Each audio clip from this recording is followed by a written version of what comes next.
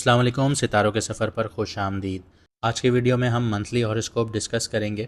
हम देखेंगे चाँद की कौन सी तारीखें हैं जिनमें आपको एहतियात से रहना है, कौन सी तारीखें हैं जिनमें आप फ़ैसले ले सकते हैं। इसके अलावा बात करेंगे आपके करियर, फाइनेंस पर, आपके लव पर, रिलेशनशिप्स पर, आपकी फैमिली साइड पर, आपकी हेल्थ पर, वेलबींग पर, स्टूडेंट्स पर, आने वाले महीने की चैलेंजेस पर, अपॉर्चुनिटीज़ पर, फिर आपको रेमेडीज़ भी बताई जाएंगी। लेकिन इससे पहले मैं आपको ये चीज़ बता दूं कि ये जितनी भी प्रेडिक्शंस हैं ये सारी मैडम एस्ट्रोलॉजर एन बख्श की हैं।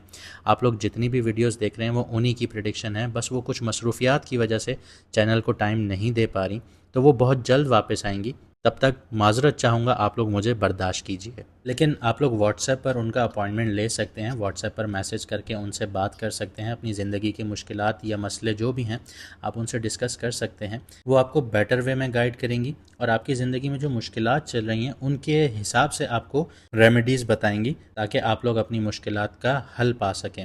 आइए वीडियो को शुरू करते हैं। चलिए बात करते हैं सिंह राशि की, यानी कि बुर्ज असद की, यानी कि लियो वालों की।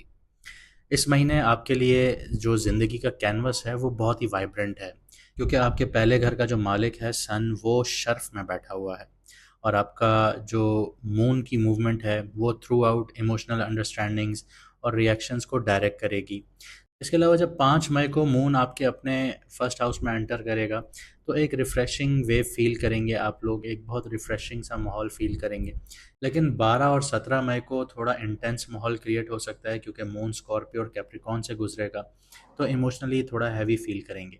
ओवरऑल मई का महीना आपके लिए सेल्फ डिस्कवरी का है, करियर में शिफ्ट्स के लिए है, रिलेशनशिप्स में झांकने का वक्त है। लेकिन ये सब कुछ आपके अपने हाथ में है, क्योंकि अगले 2.5 साल के लिए आप लोग ढैया में भी आए हैं। तो हर प्लैनेट अपने हिसाब से काम करता है। सन अभी शर्फ में है तो अभी आपके लिए अच्छा टाइम पीरियड है, अभी आप बहुत एनर्जेटिक फील कर रहे हैं। लेकिन 2.5 साल के लिए आपको सैटर्न जो है वो आपके 8th हाउस में है। तो ऑब्वियसली सी बात है, बहुत सारी चेंजेस देखेंगे आप ज़िंदगी में। बहुत सारे आपको ऐसे टर्निंग पॉइंट्स मिल सकते हैं ज़िंदगी में कि वो आपकी ज़िंदगी का रुख बदल दें। तो ऐसी बहुत सारी चीज़ें होंगी। चलिए आपके करियर और फाइनेंस की बात करते हैं। पैसा आएगा, मनी, अपॉर्चुनिटीज़, आपका काम कैसा रहेगा, उस सबको देख लेते हैं। तो करियर हाउस में आपके जुपिटर की प्रेजेंस है, आपका 10वां घर है। तो ग्रोथ में बूस्ट तो मिल रहा है, लेकिन शनि की तीसरी नज़र है आपके 10वें घर में, तो चीज़ें स्लो भी होना शुरू होंगी। लेकिन ये शनि जैसे जैसे आहिस्ता आहिस्ता डिग्रीज आगे जाएगा तो चीज़ें स्लो होंगी। जैसे मैंने आपको पिछली वीडियोस में बताया था, सैटर्न की वीडियोस में बताया था कि शनि अस्त है, लेकिन वो अब अस्त ख़त्म हो गया, अब वो अपनी पावर पकड़ रहा है। तो ऑब्वियसली सी बात है, जुपिटर भी ट्रांजिट कर रहा है आपके 11th हाउस में। तो आपके काम और कारोबार के हिसाब से थोड़ा सा स्लो होना शुरू होगा मिड मई के बाद। मिड मई के बाद आप देखेंगे कि आपके कारोबार, आपकी जॉब, उधर आपको बहुत टेंशन्स वाला माहौल जो होगा वो क्रिएट होना शुरू होगा। आपका जो काम है, जो बिज़नेस है, वो थोड़ा डाउन होना शुरू होगा। तो इन चीज़ों पे आपको बड़ा इफ़ेक्ट आएगा। लेकिन यहाँ पे घबराने की ज़रूरत नहीं है, क्योंकि आपका 11th हाउस एक्टिव होने वाला है। 11th हाउस जब एक्टिव होगा तो दोस्तों यारों, आपके नेटवर्क्स, आपके जो पैसिव इनकम के सोर्सेज़ हैं या आपके बड़े भाई हैं, उनसे आपको सपोर्ट मिलना शुरू होगी। तो मतलब अब अगर आपका करियर ख़राब होने जा रहा है, आपके काम के लिहाज से आपको टेंशन्स देखने को मिलेंगी, तो वहीं आपके जो नेटवर्क्स हैं, आपके जो दोस्त यार हैं, आपके बड़े भाई हैं, तो वहाँ से आपको सपोर्ट मिलेगा। और अगर आप लोग पैसिव इनकम के लिए काम करते हैं, ऑनलाइन काम करते हैं, तो उसमें से आपको बहुत अच्छा सपोर्ट मिल सकता है। तो यहाँ मैं आपको यही एडवाइस दूंगा कि अपनी नेटवर्किंग बहुत ज़्यादा स्ट्रॉन्ग करें और जो कम्युनिकेशन बेस्ड करियर्स जो फॉलो कर रहे हैं उन पर बहुत दिल लगा के काम करें। आपको ये जो दो सोर्सेज हैं ये बहुत ज़्यादा आपको फ़ायदा दे सकती हैं। फाइनेंस के लिए कुछ आपको हिदायत दे देता हूँ। सेकंड हाउस में आपका केतु है और अनएक्सपेक्टेड यहाँ पे एक्सपेंसेस बन रहे हैं आप लोगों के। फैमिली रिलेटेड फाइनेंशियल इश्यूज़ देखने को मिल सकते हैं, प्रेशर्स देखने को मिल सकता है।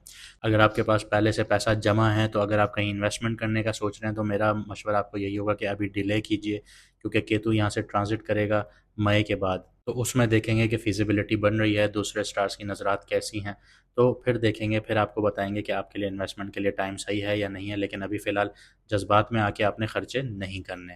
यहाँ पे अपॉर्चुनिटीज़ आपको जो है वो नेटवर्किंग से है, राइटिंग से है, टीचिंग वाली फील्ड्स है, आईटी है, सेल्स है, या नई ऑफ़र्स यहाँ पे आपको मिल सकती हैं। अगर आप इन फील्ड्स में हैं तो नई ऑफ़र्स मिल सकती हैं, नई जॉब्स मिल सकती हैं, करियर शिफ्ट हो सकता है। तो इन चीज़ों में आपने ध्यान रखना है। अगर आप इन चीज़ों में काम कर रहे हैं, एक्सेल कर सकते हैं, प्रमोशंस देख सकते हैं, यहाँ पे आपको सपोर्ट बहुत ज़्यादा होगी। जो लोग ऑनलाइन काम कर रहे हैं उनको पैसिव इनकम का बहुत ज़्यादा मनी फ्लो देखने को मिलेगा, सपोर्ट मिलेगी, क्योंकि वहाँ पे आपके लिए बहुत बेनिफिशियल पोजीशंस हैं। इसके अलावा जुपिटर जो जेमिनाई में है, तो आपका फॉरेन डील्स हो सकती हैं, कोलैबोरेशंस ओपन हो सकती हैं, लेकिन मिड मई के बाद। चलिए आगे बढ़ते हैं, आपकी लव लाइफ रिलेशनशिप्स पर बात करते हैं। जो लोग सिंगल हैं, आपके 5th हाउस खाली है और वीनस जो है वो आपके 8th हाउस में बैठा है, राहु भी है वहाँ पे, सैटर्न भी है। तो बड़ा इंटेंस और कार्मिक सा लव अट्रैक्शन आप लोगों का यहाँ पे बन रहा है। कोई हो भी सकता है आप लोगों के लिए कोई ऐसा अट्रैक्शन हो जाए, लेकिन आपको यहाँ पे ये चीज़ देखनी होगी रिश्ता शुरू करने से पहले कि क्या वो इमोशनली आपको फुलफिलिंग लग रहा है या जस्ट वो फिजिकल अट्रैक्शन है। तो इस चीज़ में अच्छे से बैलेंसिंग करके कोई भी स्टेप आगे लीजिएगा, वरना आपके लिए नुकसानदेह साबित होगा। कमिटेड लोगों की बात करूँ तो सैटर्न और राहु आपके 8th हाउस में हैं, थोड़ी मिसअंडरस्टैंडिंग यहाँ पे क्रिएट हो सकती हैं। स्पेशली आप लोगों के लिए ट्रस्ट इश्यूज हो सकते हैं। कम्युनिकेशन यहाँ पे आप लोगों की होगी, आप लोग कम्युनिकेट करें, बैठें टेबल पे बैठ के, आप जब बात करेंगे, आप हर चीज़ को ओपनली डिस्कस करेंगे, तो आप लोगों के लिए मसले हल होना शुरू होंगे।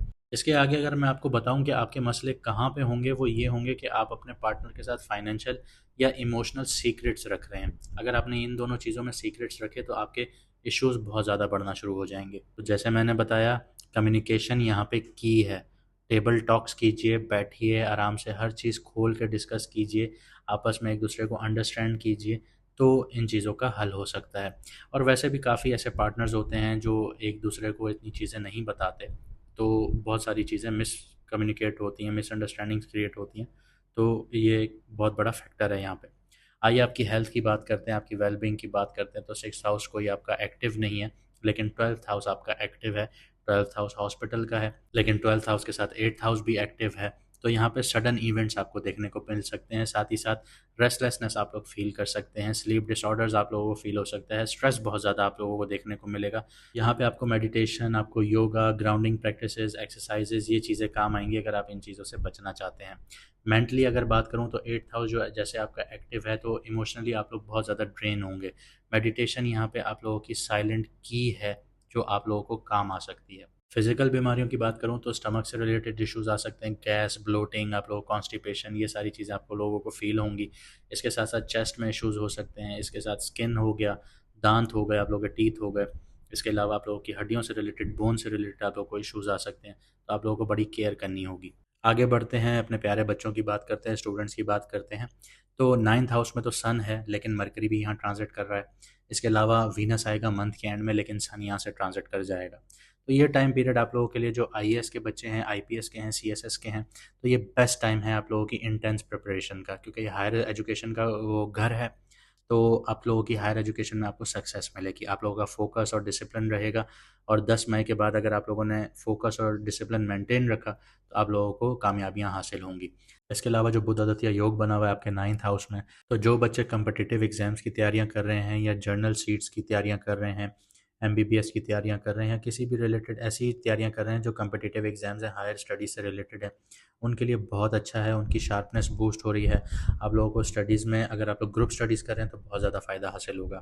क्रिएटिव फील्ड जैसे डिज़ाइन हो गई, राइटिंग हो गई, मीडिया हो गया, तो 5th हाउस आपका फुल एक्टिव है। तो इन जगहों पे आप लोग एक्सेल करेंगे, आप लोगों को कामयाबियाँ हासिल होंगी। क्रिएटिविटी और इमेजिनेशन अभी फ़िलहाल आपकी बहुत टॉप पे चल रही होगी। तो जो भी आप लोग क्रिएटिव आइडियाज़ सोच रहे हैं, उनको राइट डाउन कीजिए, उन पे डिस्कशंस कीजिए, उनको इम्प्लीमेंट करने के लिए जब सही टाइम आएगा तो वो भी आपको बताया जाएगा। तो फ़िलहाल आप लिखिए, डिस्कस कीजिए, उसको रिफ़ाइन कीजिए, इन चीज़ों पे काम कीजिए। इस महीने के आप लोगों के लिए रिकमेंडेड जो सब्जेक्ट्स हैं वो लॉ है, फ़िलॉसफ़ी है, पॉलिटिक्स है और लिटरेचर है। इन सब्जेक्ट्स में जिन लोगों ने भी अभी स्टेप रखा, तो उन लोगों के लिए आगे जाके बहुत फ़ायदा हासिल हो सकता है। आगे बात करते हैं कि इस महीने की टोटल चैलेंजेस क्या हैं, इस महीने के टोटल अपॉर्चुनिटीज़ क्या हैं। 12 मई को मून होगा स्कॉर्पियो में, तो मूड स्विंग्स और फैमिली इश्यूज आप लोगों के एस्केलेट करेंगे। 17 मई को मून होगा कैप्रिकॉन में, तो ओवरवर्क और स्ट्रेस आप लोगों का पीक पे हो सकता है। इसके साथ अपनी लिमिट्स पे आप लोगों को बहुत ज़्यादा ध्यान देना है, ओवरवर्क नहीं करना, वरना बर्नआउट फील कर सकते हैं।